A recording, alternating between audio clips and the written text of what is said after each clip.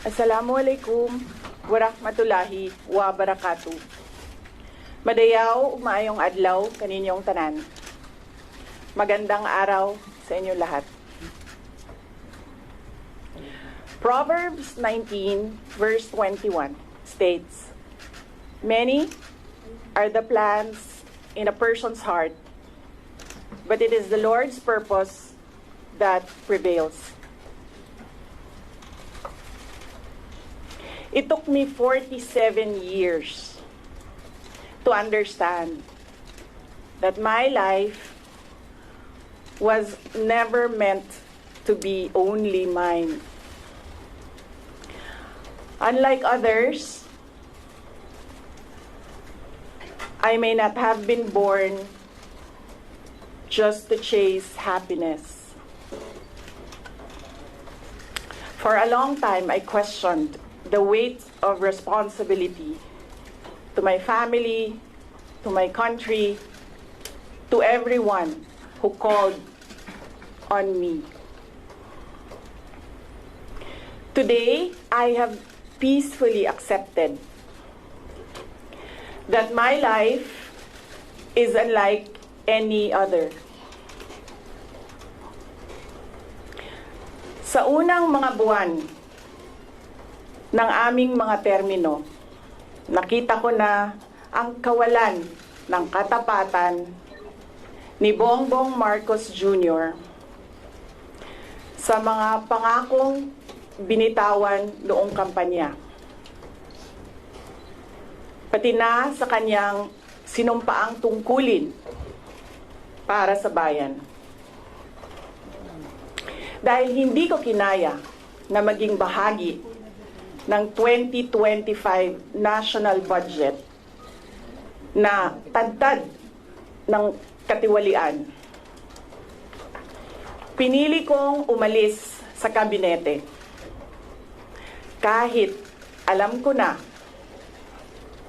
mula pa noong 2023 na ang magiging kapalit ay ang aking impeachment. Mga kababayan, humihingi ako ng paumanhin. Patawad kung tinulungan ko mahalal si BBM bilang Pangulo ng ating bansa.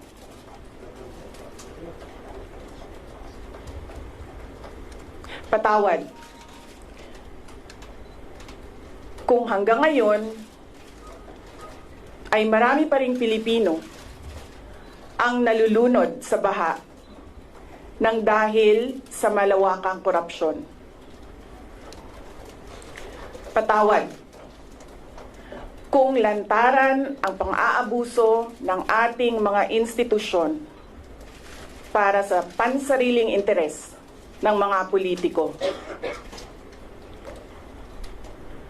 Patawad kung patuloy ang pagtaas ng presyo ng mga pangunahing bilihin habang nananatiling kapos ang kita ng bawat pamilya.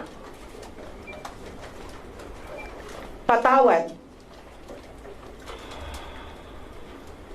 kung wala man lang tayong tunay na seguridad sa pagkain.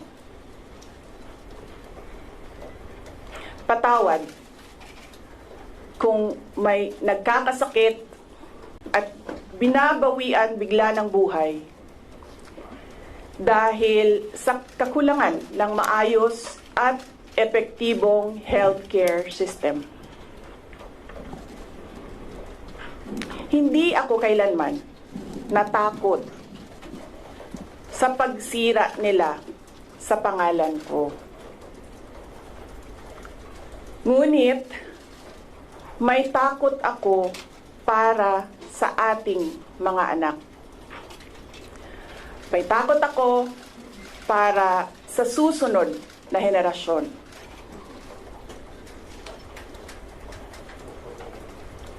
May takot ako para sa mga kababayan nating walang bahay sa sa ibang bansa.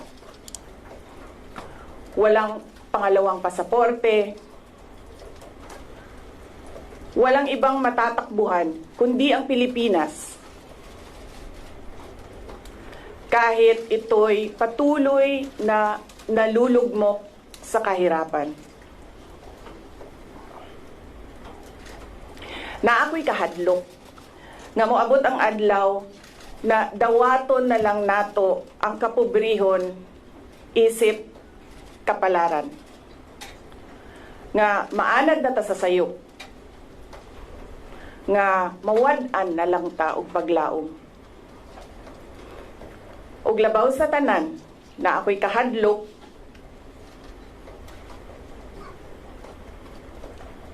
nga moabot ang adlaw nga wala na tay Pilipinas nga ikahatag sa atong mga anak. I cannot kneel before each and every Filipino to beg for forgiveness. Instead, I offer my life, my strength, and my future in the service of our nation.